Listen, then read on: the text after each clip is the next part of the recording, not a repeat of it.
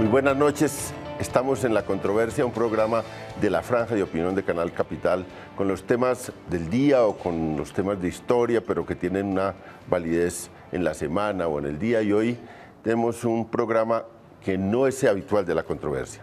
Es un programa homenaje, es un programa especial a Jaime Garzón, que cumple 15 años de haber sido asesinado. Y hoy vamos a hacer ese programa con amigos y con familiares de Jaime Garzón, solo para rendirles un homenaje, y la controversia va a ser con el Estado, con la impunidad, con la desgracia de que aún no podemos hacer justicia, ¿no? El país no puede hacer justicia ante este asesinato que golpeó tanto a la opinión, que golpeó tanto al país y claro a su familia. Hoy es un día para recordar, es un día de sentimientos, de recuerdos, y claro, también vamos a hacer un examen de la parte judicial, pero va a ser más un día recordando a Jaime, y para eso tenemos a su hermana Marisol Garzón, que tiene una emisora, labancadelparque.com. Muchas gracias, Marisol, por acompañarnos. Muchas gracias a usted por invitarnos. A su otro hermano, Alfredo Garzón, que es un caricaturista en El Espectador, y que un amigo mío ahora me contaba la historia de que un amigo decía, esas son las caricaturas de la columna de Ospina. Yo le dije, no, eso es distinto. Y entonces me dijo, no, ¿nunca le habían dicho eso? Sí me lo habían dicho. Sí. Sí me lo habían dicho. El problema es un problema de diseño, porque el título del artículo de Ospina pasa por encima del dibujo. Entonces es raro que un título esté encima de una sección independiente. Ah, bueno. Sí, no, yo le dije, eso no tiene que ver nada. Yo sí, a mí me extrañaba porque solo 2 veces he visto que tiene algo que ver con la columna. Muchas gracias, Alfredo. Gracias por la invitación. Diego León Hoyos, más conocido en otras épocas como María Leona Santo Domingo en el programa Cuac, que acompañaba a Garzón en ese programa. Muchas gracias. No, muchas gracias a usted por la invitación. Y invitamos a Lirio Uribe, que ahora es parlamentario, antes era del colectivo de abogados José Alvear, aunque eso es como la impronta que lleva por siempre, yo creo, y vino porque fue amigo de Jaime, pero también porque durante muchos años llevó su caso y será el que nos ayude a mirar este tema judicial. De manera que son unos invitados especiales hoy para hablar de Jaime Garzón, y nos vamos por un videoclip para empezar el programa.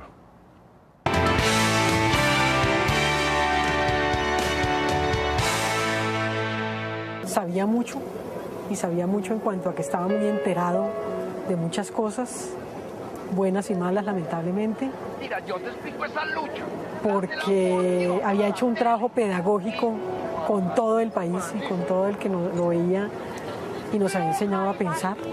Una vaina que se llame cultura para la paz, que la gente no se dé en la jeta, sino que solucione algunas hablando y tranquilo. Y eso es lo más peligroso, enseñarle a la gente a pensar, porque entonces se le vuelve más inteligente que el que le está haciendo el mal, y porque sencillamente porque incomodaba. Puede llevar esas cosas de oro al Congreso, no le da miedo que se las roben allá. No, el Congreso no roba. Buenas noches, Edificio Colombia, ¿le hablan Estrelín? Ay, la consejera. ¿Cómo dice? No, es que pensé que era que te iban a preguntar por los apartamentos que están arrendando. Sí. No, como 8.000. Yo lo que creo que el país se soluciona es con un Congreso unicameral. ¿Para qué un Congreso con 2 cámaras? Si con una sola funciona. Entonces, ay, esos doctores dijeron, ay, este doctor se nos está metiendo al rancho. Se nos está metiendo al rancho y nos va a dañar las cosas allá. El trabajo de ellos allá, ¿no? Eso que hacen allá. Llegar a la Plaza de Bolívar y ver esta multitud que estaba tan triste, pero tan triste, que no fue capaz ni de armar tropel. ¿Sí? Porque lo que había era un dolor tan grande. Yo ese día sí sentí un luto, pero un luto como colectivo. ¿Y usted qué hace aparte de la actuación? Yo estudio en la Universidad Artes Plásticas y ya estoy como en 5º semestre. ¿Y usted? ¿Usted ¿sí? estudió algo o no estudió algo? Sí, señora, yo estudié hasta 5º primaria. igualito, quinto y quinto. ¿De dónde acá se ha visto que se le haga un escándalo a eso si así funciona nuestra democracia? Ya lo advirtió bien el desvioladito alcalde de Bogotá, cuando dijo todos ponen y todos toman. ¿Qué espero que pase? Que haya verdad, pero la verdad de verdad. No la verdad que nos quieren vender, no la verdad a medias, sino la verdad de lo que sucedió. La pinta es lo de menos. Sí, señor. El Comando Central se permite informar a la opinión pública que... Mamá, yo quiero saber si dónde son los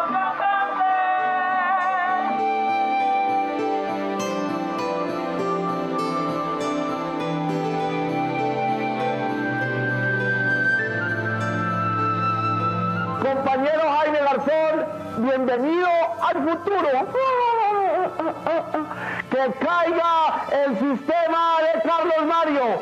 Fuera la bota militar del Comando Central. Hasta siempre, compañeros.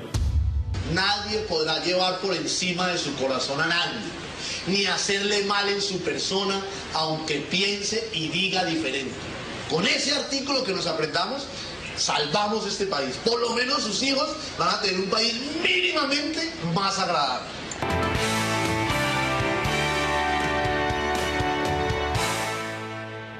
Estamos en la controversia hoy, un homenaje especial a Jaime Garzón y tenemos acá un grupo de invitados muy especiales para hablar de Jaime. Y vamos a empezar por la casa, por la niñez, a recordar, cómo lo recordamos y después nos vamos entrando en esos temas más espinosos. Marisol, ¿cómo recuerda usted a Jaime? Yo soy la menor de todos, entonces siempre muy hermanos, siempre muy tomados de la mano porque mi mamá nos enseñó a cuidarnos mutuamente, pero también era terrible, ¿no? O sea, no un niño malo ni que hiciera daños, pero mi mamá los peluqueaba, quedaban totalmente calvos y las bombas que me daban, por ejemplo, en las fiestas, me las toteaba contra la cabeza de él. Me amenazaba y decía, ya, las toteaba.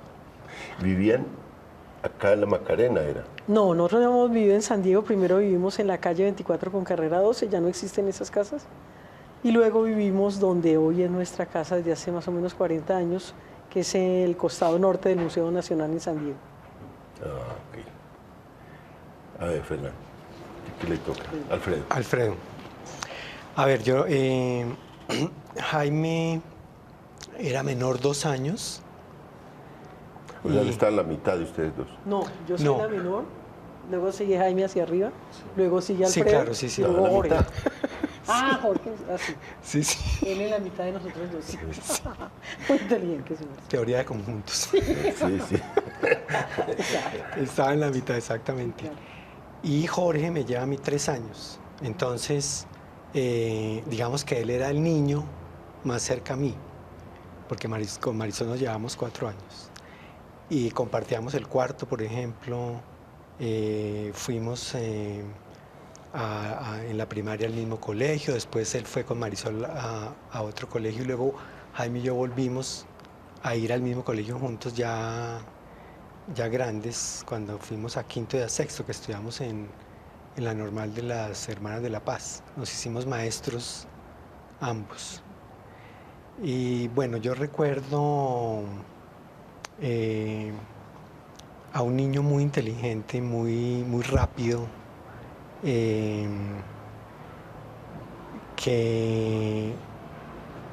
era difícil, digamos, de manejar para los maestros, por ejemplo, porque lo aprendía todo rapidísimo y después se ponía a mamar gallo. Se ponía a tomar del pelo porque ya él estaba pues listo, ya estaba al otro lado. ¿Y cómo llegaron? Porque al humor, los dos. ¿Usted llegó al humor por la caricatura y él? No sé. Yo creo que en la casa, digamos... Alfredo dijo que él había que sacarle las palabras a la brava, pero bueno, a ver. Yo creo que en la casa hubo como un ambiente favorable para la opinión, por ejemplo. Ha sido contado, mi mamá nos marcaba el periódico, a mi casa llegó El Espectador toda la vida, mi mamá marcaba el periódico con unos ángulos así de lo que quería que nosotros leyéramos. En la mesa, digamos, la conversación era sobre cosas que habían salido en el periódico, cosas de opinión. Había un ambiente donde estaba bien visto el opinar acerca de las cosas. Yo creo que el haber crecido en ese ambiente nos llevó a ambos de pronto a que se nos facilitara terminar en el oficio de opinar.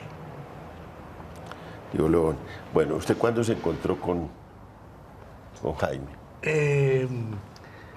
Una programadora llamada Cinevisión tuvo una época en que la directora, hija del dueño, Paula Arenas, empezó a apostar por unos proyectos que en ese momento eran innovadores y eran bien interesantes. Yo participé en uno que se llamaba OKTV, que era sobre la vida cotidiana de un noticiero, pero involucraba el programa todo lo que involucra finalmente a un noticiero, que es la realidad. Y había unos cruces muy insólitos entre realidad y ficción. Por ejemplo, a propósito del SIDA,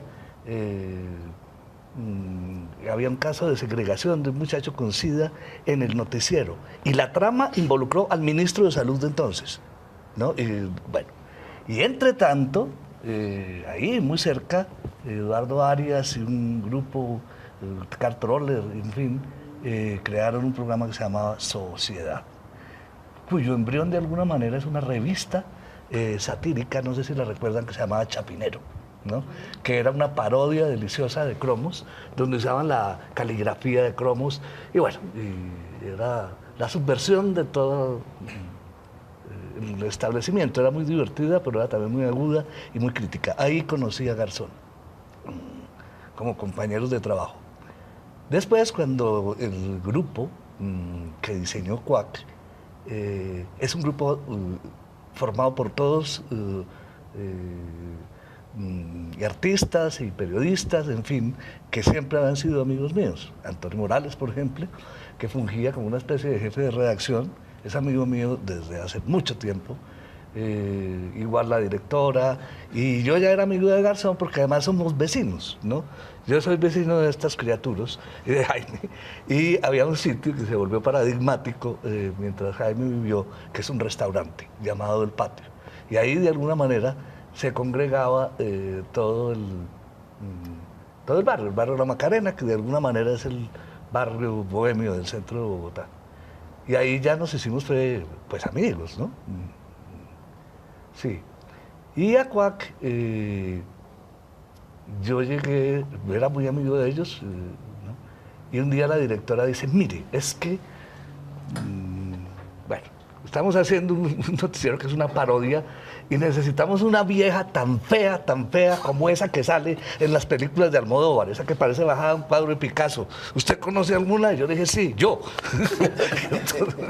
Entonces me hicieron una prueba y funcionó muy bien, y curiosamente porque Jaime era yo creo que era un ser excepcional, ¿no? Y todo ser excepcional es complicado, es dificilísimo. Para mi sorpresa, entre él y yo hubo una empatía total, ¿no? Y fuimos magníficos compañeros de trabajo. Yo quiero agregar una anécdota que él me contó, ¿no? Me devuelvo en el tiempo, León, pero es que me parece muy hermosa y muy reveladora de lo que es él. Él me contó alguna vez que estando en el seminario, de pronto el padre rector, el prior, ¿no?, llega y llama a la monja, a la encargada del comedor, y le dice, ¿pero qué es esto, hermana? ¿Quién dijo, quién autorizó a que le dieran 2 veces desayuno a Jaime Garzón? Usted me acaba de llamar a decirme que le diera desayuno a Jaimito.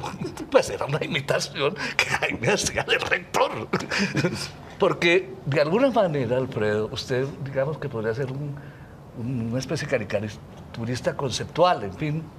Jaime era un caricaturista, porque además de ser una persona con una inteligencia como yo pocas veces he conocido en mi vida, capturaba con una agudeza increíble todo lo sobresaliente de una persona, tanto en lo físico como en lo político, y eso es finalmente lo que hace el caricaturista, ¿no? enfatizar los rasgos que revelan el pensamiento, la ideología o la manera de ser de una persona. Sí. Y bueno, vamos con Alirio, que estamos haciendo una primera cosa. ¿Cómo llegó usted a Jaime, al caso de Jaime?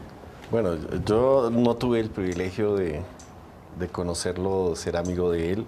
Obviamente lo conocí como lo que era, como periodista, como investigador, su humor crítico, bueno, todo su trabajo periodístico. Y llegó después, llegó lamentablemente como conocí a muchísima gente hermosa en el colectivo de abogados a través de la tragedia, ¿no? A través de la muerte.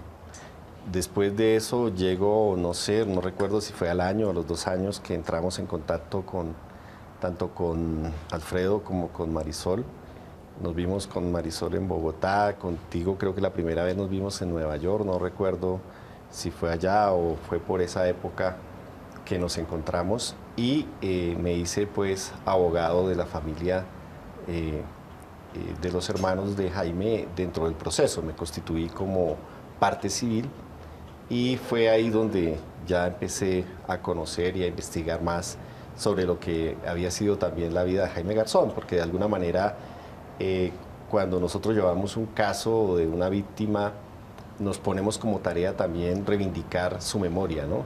Y obviamente el sello de Jaime era impresionante dentro del mundo del periodismo, y también entendíamos por qué mataban a un inmatable. Es decir, Jaime Garzón no era posible de matarlo.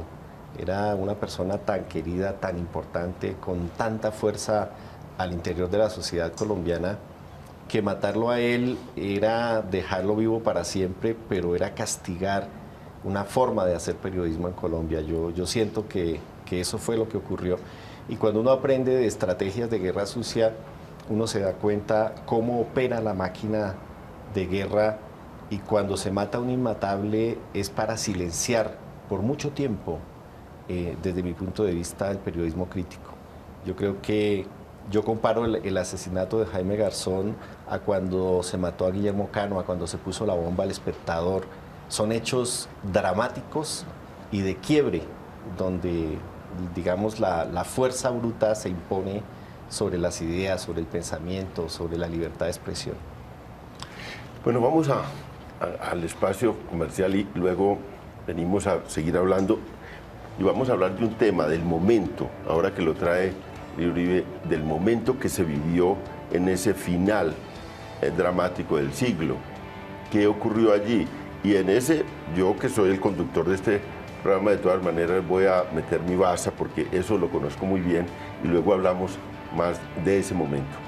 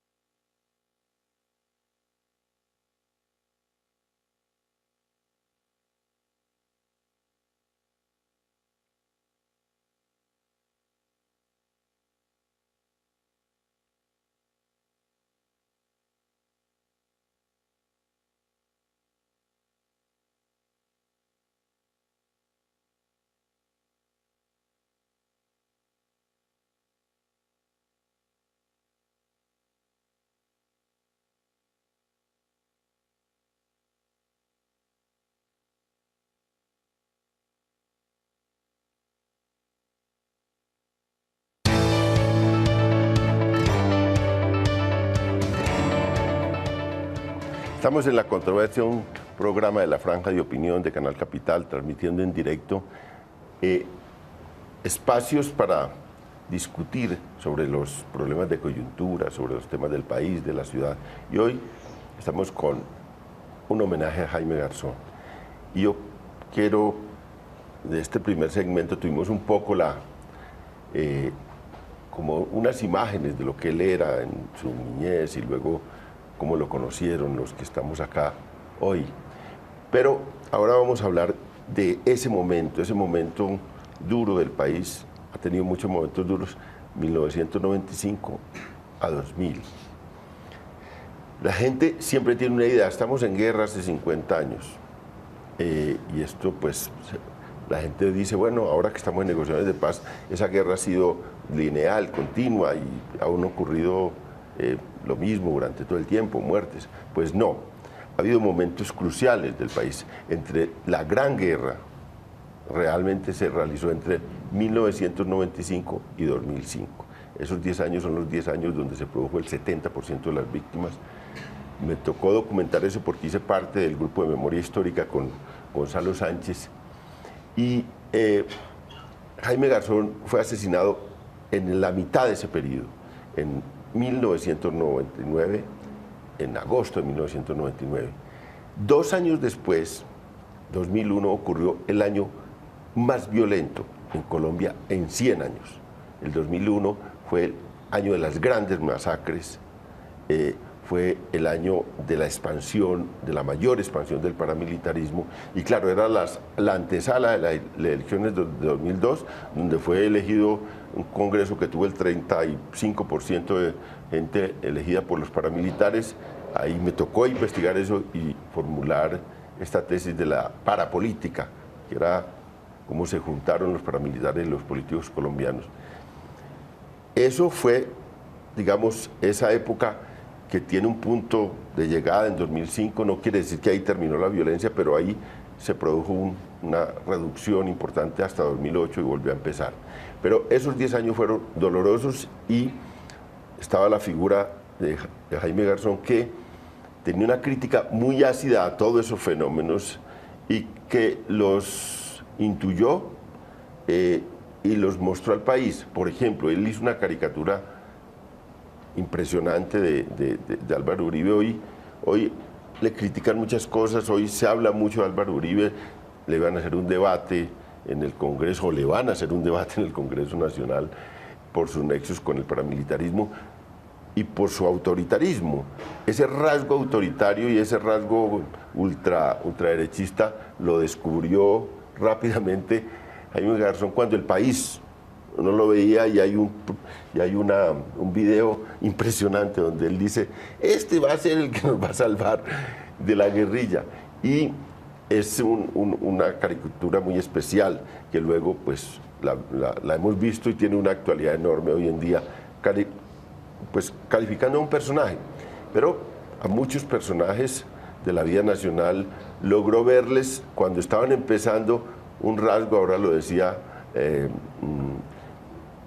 Diego León Hoyos, decía que él veía mucho en cada persona, descubría sus rasgos físicos, pero también las características de su pensamiento y su idea política, y eso es muy importante. Pero vamos a hablar de ese momento. Ustedes han logrado ahora ver lo que estaba ocurriendo, cómo lo sintieron en ese momento, lo que estaba ocurriendo en el país, cómo lo vivieron, ese lapso. Hay todas las cifras, no voy a ahondar en esas, ese no es mi papel en este programa, pero yo las tengo muy vivas en la memoria, las cifras de los muertos, de los desaparecidos, de los secuestrados. Eso fue un holocausto lo que ocurrió, sobre todo en ese final de siglo. Marisol.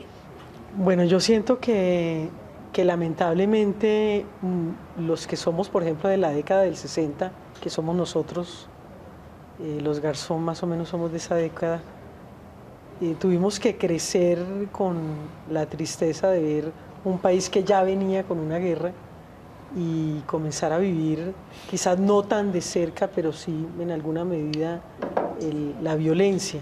Cuando ya lo toca uno, yo recuerdo en este instante el día que me visitaron de Redepaz y unas víctimas que querían invitarme a ser parte de ellos. Y ese día fui consciente que yo también era víctima. Entonces uno como que en el país a veces no siente que ese conflicto ha sido de uno, que ese conflicto también es por responsabilidad de uno. A mí me llama la atención cuando se dice, no, es que son personas ajenas a las situaciones y uno de una u otra forma tiene algo que ver con estas realidades, no porque se justifiquen esas realidades, nunca. Yo pienso que la violencia no tiene sentido, no tiene razón de ser. Ahora, esta guerra que se está viviendo en la Franja de Gaza, uno siente que estamos demasiado locos como para no entender que eso no es ningún camino. Más también en esta guerra que hemos vivido, cuando nos han también mostrado un país donde hay unos buenos y otros malos, sino que todos tenemos que hacer algo porque cambie, y que se cambie en la medida en que uno construye desde los valores, desde construir seres humanos responsables que amen este país, con esos valores que fuimos creados nosotros. Entonces yo siento que si nosotros no abrimos los ojos y hacemos esa lectura que su merced nos está invitando a hacer, vamos a desconocer lo que está sucediendo hoy. No vamos a entender por qué estamos viviendo esto hoy. ¿Cómo vivió usted ese momento alrededor?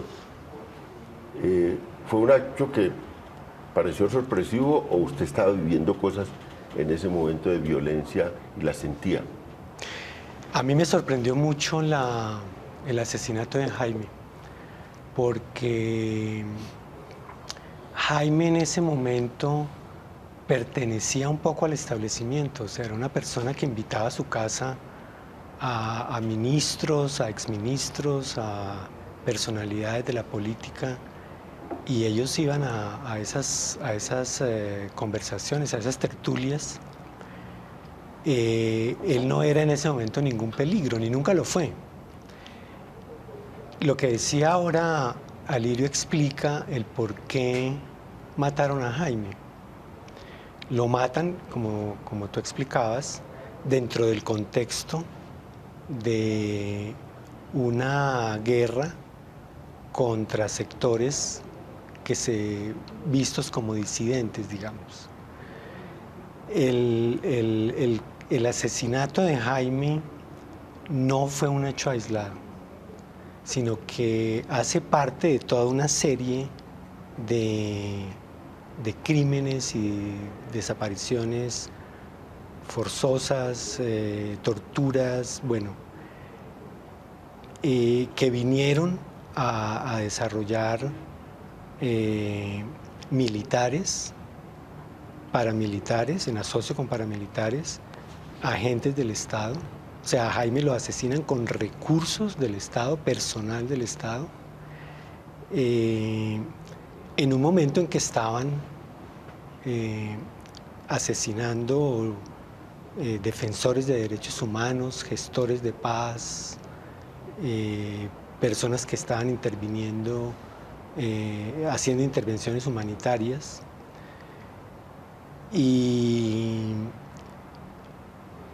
en el caso de él se reúnen una serie de circunstancias, y es que está primero participando como facilitador, como miembro de la comisión que facilitaba el diálogo con el ELN.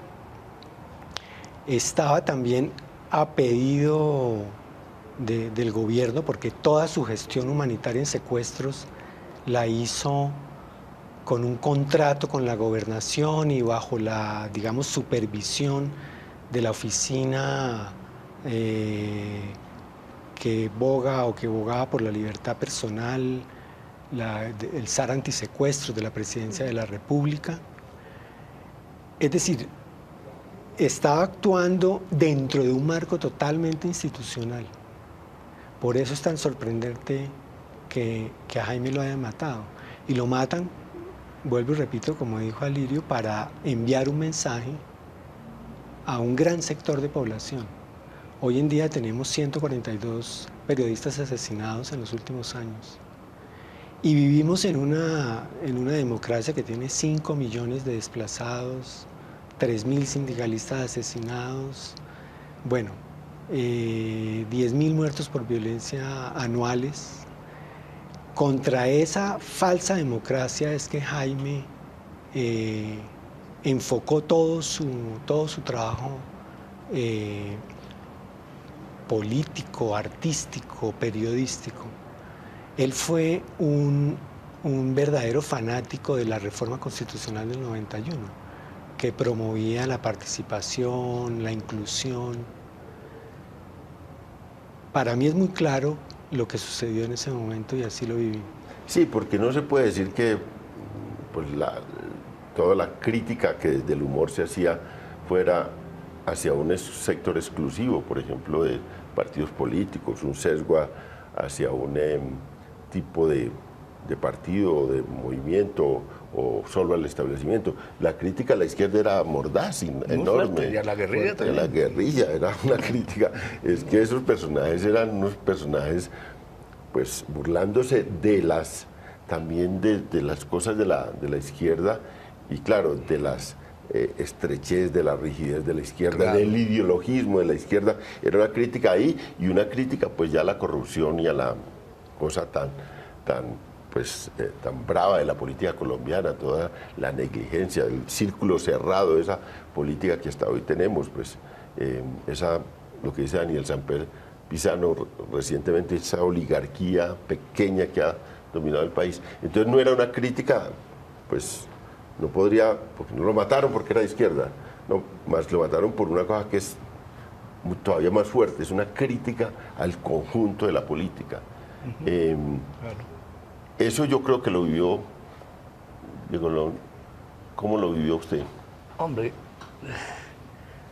esa era una época muy, muy dolorosa porque uno veía cómo se derrumbaba todo lo que de bueno y lleno de esperanza tenía este país. Por ejemplo, la rectitud ética de un señor como Guillermo Cano, para mencionar solo uno de los mártires, pues.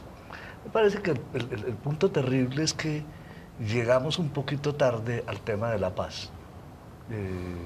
No soy experto en el tema, pero si la memoria no me falla, fue el presidente Betancur el que trató de alguna manera saldar una cuenta pendiente que había quedado desde la violencia en Colombia. De prevenir una guerra que se veía venir. De prevenir una guerra que se venía a venir. Y si bien el Frente Nacional tuvo bondades, porque el país estaba ensangrentado, quedó una cuenta pendiente con los campesinos que se habían levantado en armas para defenderse, que eran básicamente la población liberal del sur del país. Cuando empiezan a tratar de reconciliar eso y de perdonar o lo que sea, ya era muy tarde, porque ya había una variable en Colombia totalmente nefasta, que es el narcotráfico. Y todo ese panorama que mencionó usted, en su descripción muy acertada de esa década sanguinaria, la de las masacres, etcétera, está sesgada por el narcotráfico, porque además los narcotraficantes se convirtieron a su vez en grandes terratenientes, si no estoy equivocado. Y ahí sus intereses se vuelven concomitantes con los de los hacendados, que nunca permitieron la reforma agraria en Colombia. Y por eso, como además las modalidades de una guerra tan tremenda como la que llevan en todo el mundo, miremos México, los narcotraficantes contaminan de guerra sucia, ¿no?, el conflicto socioeconómico colombiano. Sí, usted, León, pone muy bien en contexto el entorno en el que murió Jaime, y Alfredo recuerda que fueron 145 periodistas. 142. 142 periodistas. Es una tragedia nacional. Y la muerte del inmatable, como bien lo dice usted, Alirio, es una cosa muy, muy grave, porque es que, a ver, la patria no son unos límites, ¿no?, ni unas fronteras. La patria, a mi manera de ver, es también y sobre todo unas complicidades entre un gran conjunto de personas, una manera de reírse.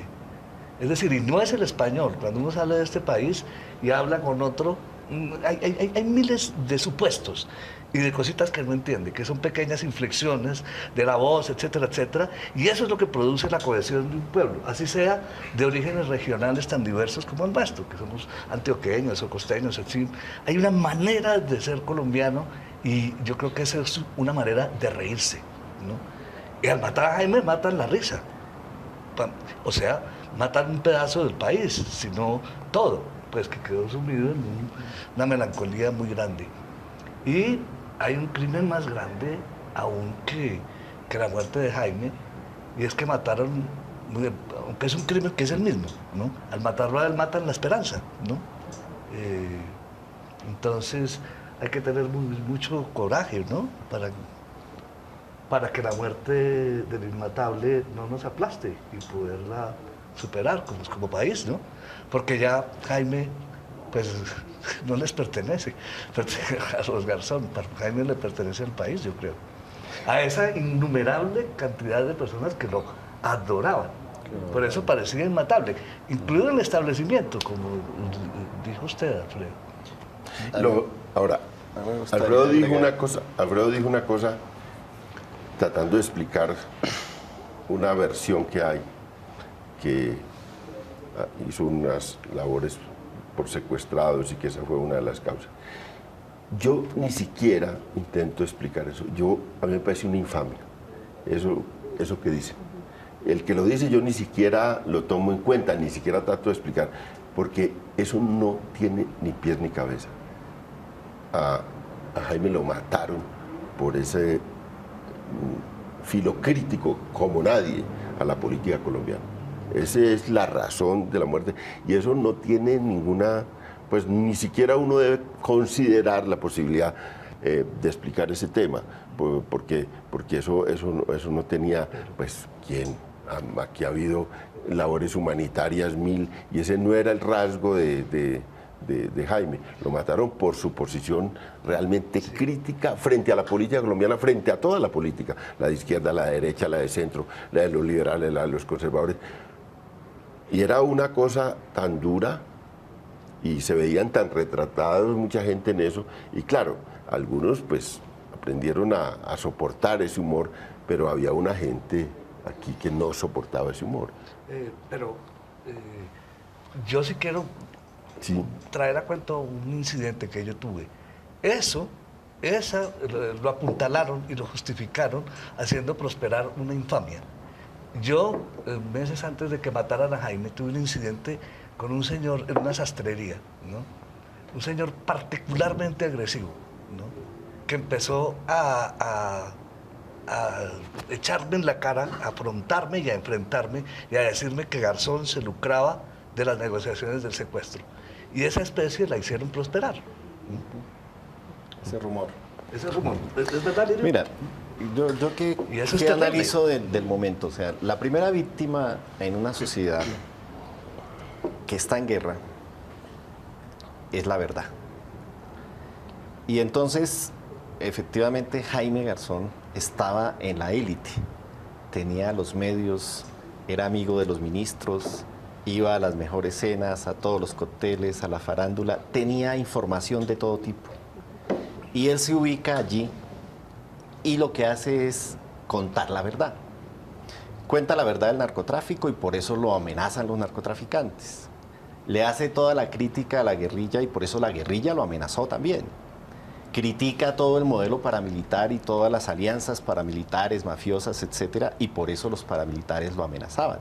Pero también contó lo que hacía de alguna manera el Estado, ese terrorismo de Estado. Para esa época en que matan a Jaime Garzón en Bogotá, todos estábamos amenazados. Todos. Acaban de matar a Eduardo Maña Mendoza, habían matado a Mario y a Elsa Alvarado en su casa. El terror urbano era hacer magnicidios, era generar esos magnicidios. Jaime Garzón logra, a través de algo que es característico de los colombianos, que es el humor, que es el chiste, que es la mofa, que es la sátira política, decirle la verdad a todo el país, frente a todo lo que ocurría. Recordemos que por esa época había una ley, que era la Ley 40, que venía del 93, que criminalizaba, es decir, esa ley lo que ordenaba era: el secuestrado se tiene que morir, porque sacaba del comercio los bienes del secuestrado y de sus familiares y criminalizaba a los familiares o a cualquier persona que pudiera hacer alguna labor humanitaria para liberar a un secuestrado. Eso lo establecía la ley. Es decir, si yo era rico y me secuestraban mi hija, yo no podía hacer nada. Mis bienes quedaban automáticamente congelados y cualquier actividad que se hiciera era ilegal. Es decir, el secuestrado había que matarlo porque no había que pagarle a la guerrilla el secuestro. Y por eso es que Jaime se vuelve tan importante en ese contexto histórico como un humanista que contribuye a la liberación de los secuestrados, que lo hace con la autorización de la presidencia, de la gobernación, de los familiares, etc. Y obviamente la inteligencia militar le parece que él se vuelve el cobrador de las FARC. Cuando ellos han acuñado una legislación y una política de no pago de rescates, entonces ubican a Jaime como, además se inventan también por el apellido Garzón, de que él era familiar de Romaña. Es decir, fueron muchas calumnias acumuladas, no solamente fue el tema de que él se lucraba o de que, sino que le hacían inteligencia. Cuando secuestran a Piedad Córdoba, ella llega y le dice: Jaime, escuché de propia mano de Carlos Castaño las grabaciones de tus conversaciones frente a muchos temas de los que tú hacías. Es decir, la inteligencia en Bogotá lo interceptaba, le grababa sus... Además él era un hombre público que hablaba por todos lados, en todas las esquinas, en el café, en el taxi, en la calle, en la esquina. Entonces, él se sentía inmatable porque precisamente consideraba, y de hecho lo logró, él logró que los narcos no lo mataran, él logró que la guerrilla no hiciera efectivas sus amenazas, y luego trató de que Carlos Castaño no lo matara, y luego trató pidiendo citas con el general Mora, con la cúpula militar, con los que él sabía que eventualmente podían estar fraguando su asesinato, y trató de pararlo, precisamente porque tenía ese nivel de información y esa capacidad. Fue eso. Yo creo que es el mejor informador que ha tenido este país de develar la verdad en un escenario de guerra donde lo que impera es la mentira y la verdad oficial. Pero eso, lo que dice es que esto, lo que han dicho es un pretexto, digamos, muchos los responsables de esas muertes echaron todos esos rumores a andar y lo convirtieron en un pretexto para atentar contra la vida de Jaime.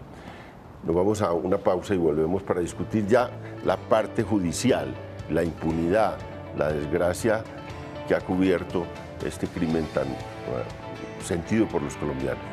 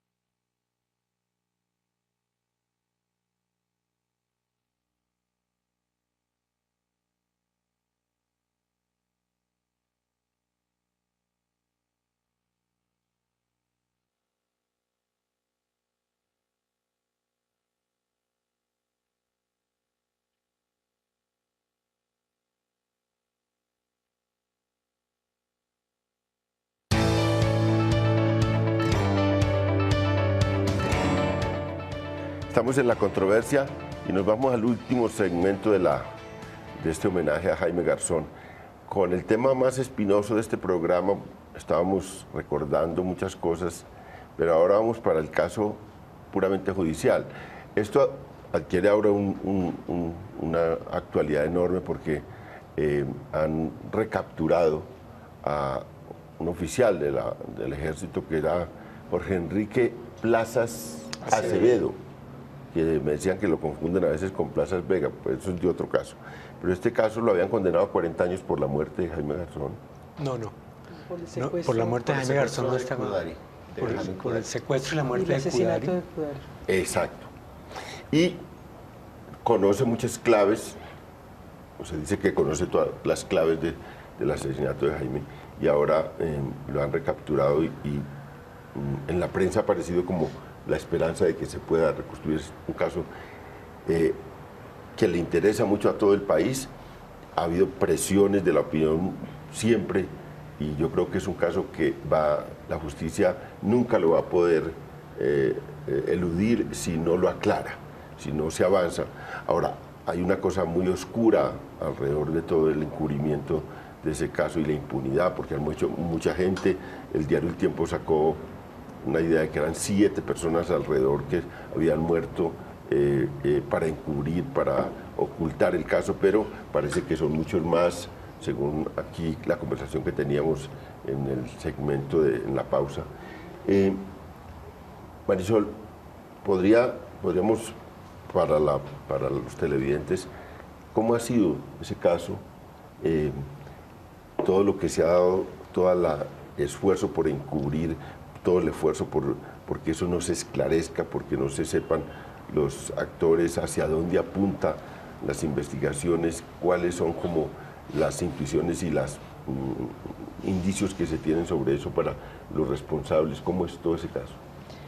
Yo creo que quien acá nos puede dar datos más exactos es el doctor Alirio Uribe, pero lo que sí puedo decir es que para nosotros ha sido muy duro el ver que en 15 años que ya vamos a cumplir, pues seguimos casi que en las mismas, como si lo hubieran matado ayer, porque está vinculado solo el señor Narváez y ahora Jorge Enrique Plazas Acevedo, pero no más, y hay muchísima otra gente detrás.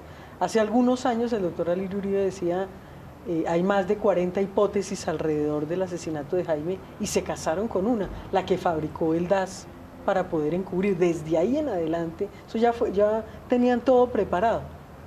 Claro, con unas versiones ridículas donde la señora había visto a Jaime, al asesino de Jaime, a 100 metros y desde un tercer piso tenía ojo biónico, le vio la lagaña, unas cosas estúpidas que no tienen nada que ver y que no se los creen ni siquiera ellos, por lo menos hagan una cosa que valga la pena, pero ni siquiera ellos se creen semejantes cosas.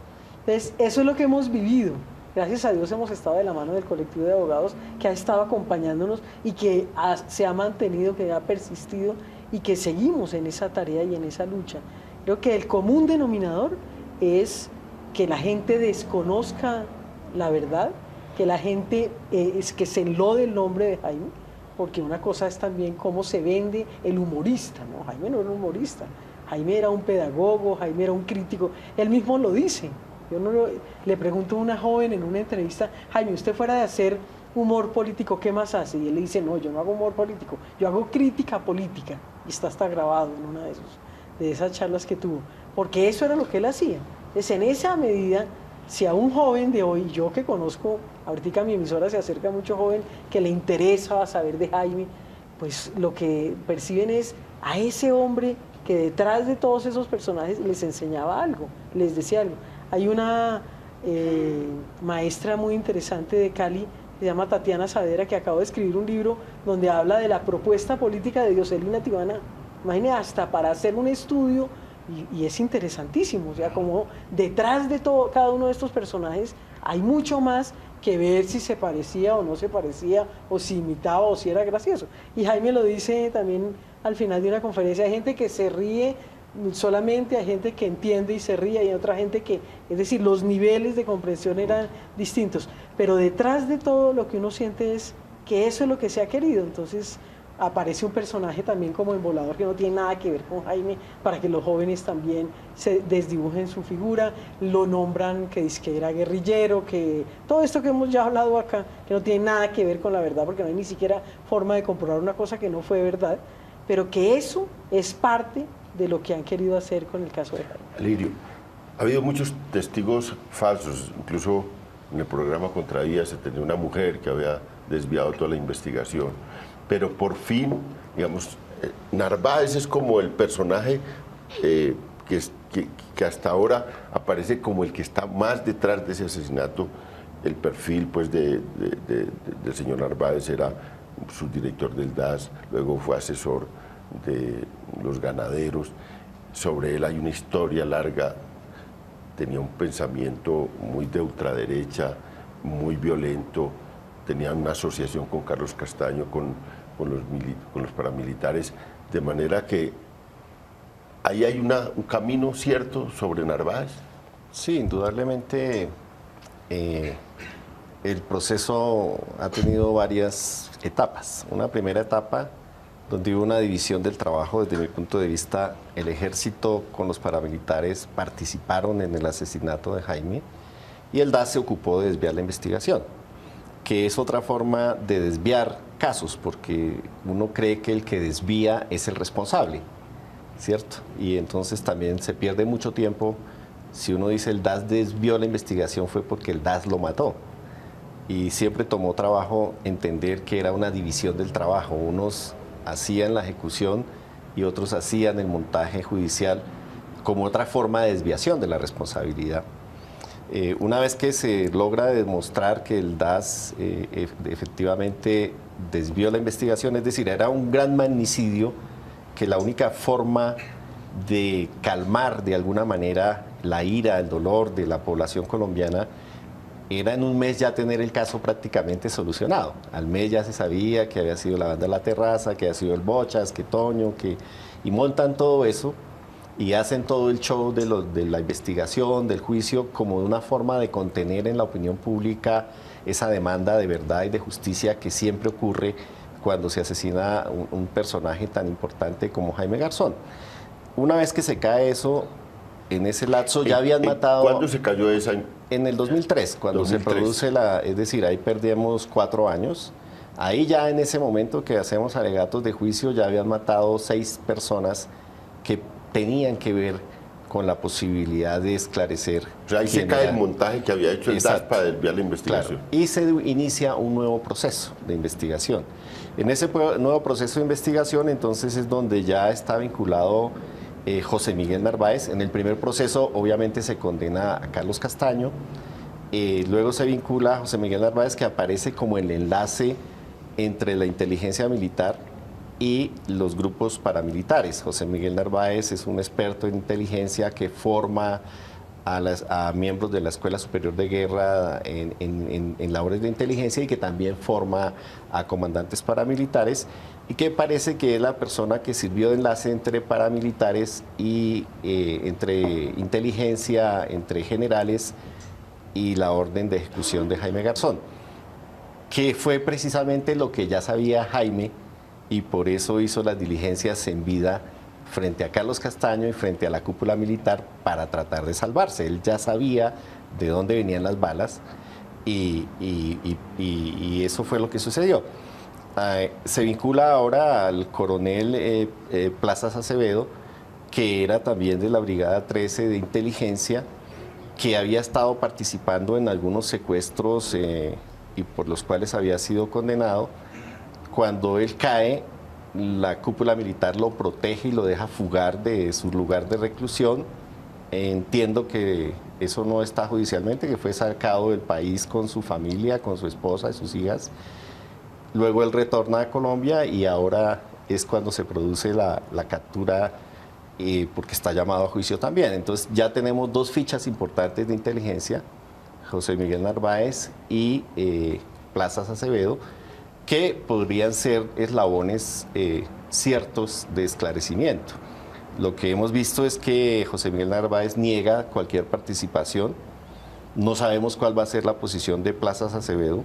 Yo realmente pensé que a Plazas Acevedo nunca lo iban a capturar vivo. Es una persona que sabe muchísimo de todo lo que ha sido la criminalidad de Estado y de todo lo que fue el manejo de la Brigada 20, luego de la Brigada, recuerdas que fue cerrada por hechos muy graves.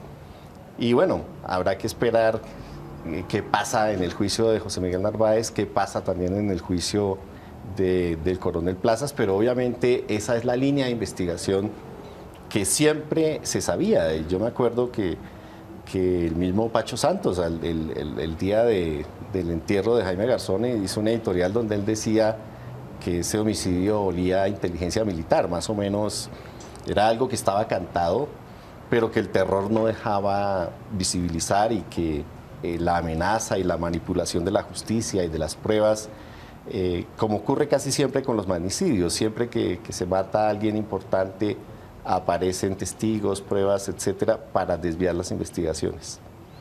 Alfredo, ¿quién lleva ahora el caso? ¿Está el colectivo o están otros abogados en el caso? Está el colectivo y el abogado es Luis Guillermo Pérez. Guillermo. Y está también la Comisión Colombiana de Juristas y el abogado es Sebastián Escobar. ¿Y usted siente que estos personajes que ahora parecen como son, digamos, son un camino cierto hacia esclarecer la verdad de esto? En el caso de José Miguel Narváez y el coronel Plazas Acevedo. Sí, yo creo que es muy importante aquí entender que no se trata, digamos, de unas personas malas o de unas manzanas podridas o de unos sectores de ultraderecha que no tienen que ver con todo un sistema organizado. Estas personas están ahí, pero hacen parte de una organización más grande. O sea, Narváez y el coronel retirado Plazas Acevedo y el general Rito Alejo del Río, que fue compañero, digamos, de trabajo en el Urabá con Plazas Acevedo, y luego vinieron a Bogotá y desarrollaron todo su trabajo de expansión del paramilitarismo. Ellos no tomaron estas decisiones por sí mismos, no puede ser. Sus superiores conocían de lo que ellos estaban haciendo, se trataba de una política de Estado. Es muy importante entender eso, porque no es que, como dije, se trate de personas malas, sino que se trata de que el país reconozca que durante ese periodo hubo una organización que tiene un desarrollo en el presente que hizo toda esa labor. Ya lo decía yo, contra defensores de derechos humanos, gestores humanitarios, gestores de paz. Entonces, sí, la recaptura de Plazas Acevedo es importante porque abre la esperanza de poder avanzar en la investigación. Pero es más todavía importante que haya una presión social para que haya justicia verdadera en este caso, que se sepa quiénes fueron todos los culpables, todos sus cómplices, y que sean castigados. Porque no se trata de un caso aislado. Pues yo creo que fue una buena punto de terminación del programa, donde pudimos ver las etapas de este proceso, que ha sido un proceso complejo, una primera desviación de la investigación que dura varios años y que se desmonta en el 2003, se reempieza el proceso judicial y va digamos, el país por un buen camino a buscar el esclarecimiento de este crimen, a la Fiscalía, al Gobierno Nacional, a la opinión pública, un llamado para, en estos 15 años, en este homenaje a Jaime Garzón, pues pongamos todo el esfuerzo para que esta vez sí lleguemos a los responsables intelectuales, materiales, a la trama política que produjo este crimen tan doloroso para el país, este crimen contra la inteligencia, este crimen contra el humor, este crimen contra la crítica al sistema político colombiano. De manera que este programa fue para eso, para un homenaje y también para enviar un mensaje de que esta vez sí podamos esclarecer, sí podamos avanzar al esclarecimiento de este grave crimen en la sociedad colombiana. Muy buenas noches y los esperamos el próximo lunes en otro programa de La Controversia en Canal Capital Televisión Más Humana.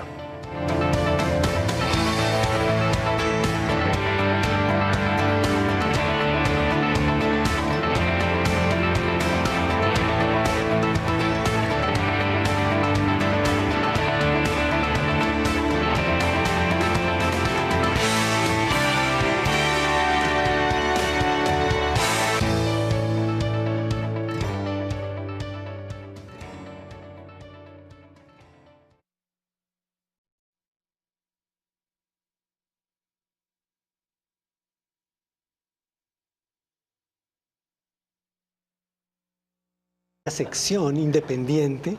Ah, bueno. Si no, yo le dije, eso no tiene que ver nada. Yo sí, a mí me extrañaba porque solo 2 veces he visto que tiene algo que ver con la columna. Muchas gracias, Alfredo. Gracias por la invitación. Diego León Hoyos, más conocido en otras épocas como María Leona Santo Domingo en el programa Cuac, que acompañaba a Garzón en ese programa. Muchas gracias. No, muchas gracias a usted por la invitación. Y invitamos a Lirio Uribe, que ahora es parlamentario, antes era del colectivo de abogados José Alvear, aunque eso es como la impronta que lleva por siempre, yo creo, y vino porque fue amigo de Jaime, pero también porque durante muchos años llevó su caso y será el que nos ayude a mirar este tema judicial.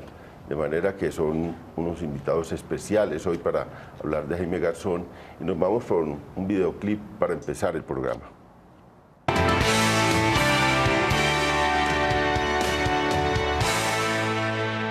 Sabía mucho y sabía mucho en cuanto a que estaba muy enterado de muchas cosas, buenas y malas lamentablemente, Mira, yo te explico esa lucha. porque había hecho un trabajo pedagógico con todo el país y con todo el que lo veía y nos había enseñado a pensar. Una vaina que se llame cultura para la paz, que la gente no se dé en la jeta, sino que solucione algunas hablando y tranquilo. Y eso es lo más peligroso, enseñarle a la gente a pensar, porque entonces se le vuelve más inteligente que el que le está haciendo el mal, y porque sencillamente porque incomodaba. Puede llevar esas cosas de oro al Congreso, no le da miedo que se las roben allá. No, el Congreso no roba. Buenas noches, Edificio Colombia, ¿le hablan Estrelín? ¡Ay, la consejera! ¿Cómo dice? No, es que pensé que era que iban a preguntar por los apartamentos que están arrendando. Sí, no, como 8.000. Yo lo que creo que el país se soluciona es con un Congreso unicameral. ¿Para qué un Congreso con 2 cámaras si con una sola funciona? Entonces, ay, esos doctores dijeron, ay, este doctor se nos está metiendo al rancho. Se nos está metiendo al rancho y nos va a dañar las cosas allá. El trabajo de ellos allá, ¿no? Eso que hacen allá. Llegar a la Plaza de Bolívar y ver esta multitud que estaba tan triste, pero tan triste, que no fue capaz ni de armar tropel. ¿Sí? Porque lo que había era un dolor tan grande, yo ese día sí sentí un luto, pero un luto como colectivo. ¿Y usted qué hace aparte de la actuación?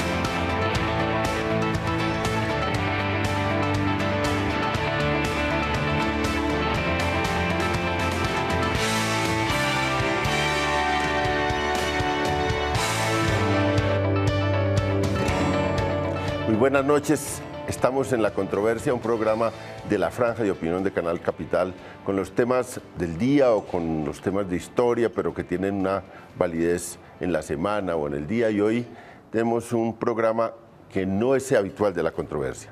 Es un programa homenaje, es un programa especial a Jaime Garzón, que cumple 15 años de haber sido asesinado. Y hoy vamos a hacer ese programa con amigos y con familiares de Jaime Garzón, solo para rendirles un homenaje, y la controversia va a ser con el Estado, con la impunidad, con la desgracia de que aún no podemos hacer justicia, ¿no? El país no puede hacer justicia ante este asesinato que golpeó tanto a la opinión, que golpeó tanto al país y claro a su familia. Hoy es un día para recordar, es un día de sentimientos, de recuerdos, y claro, también vamos a hacer un examen de la parte judicial, pero va a ser más un día recordando a Jaime, y para eso tenemos a su hermana Marisol Garzón, que tiene una emisora, labancadelparque.com. Muchas gracias, Marisol, por acompañarnos. Muchas gracias a usted por invitarnos. A su otro hermano, Alfredo Garzón, que es un caricaturista en El Espectador, y que un amigo mío ahora me contaba la historia de que un amigo decía, esas son las caricaturas de la columna de Ospina. Yo le dije, no, eso es distinto. Y entonces me dijo, no, ¿nunca le habían dicho eso? Sí, me lo habían dicho. Sí. Sí me lo habían dicho. El problema es un problema de diseño, porque el título del artículo de Ospina pasa por encima del dibujo. Entonces es raro que un título esté encima de una... Yo estudio en la Universidad Artes Plásticas y ya estoy como en 5º semestre. ¿Y usted? ¿Usted estudió algo o no estudió algo? Sí, señora, yo estudié hasta 5º primaria. Igualito, 5º y 5º. ¿De dónde acá se ha visto que se le haga un escándalo a eso? Si así funciona nuestra democracia. Ya lo advirtió bien el desvioladito alcalde de Bogotá, cuando dijo todos ponen y todos toman. ¿Qué espero que pase? Que haya verdad, pero la verdad de verdad. No la verdad que nos quieren vender, no la verdad a medias, sino la verdad de lo que sucedió. ¿La pinta es lo de menos? Sí, señor. El Comando Central se permite informar a la opinión pública que... Ahora yo quiero saber si dónde son los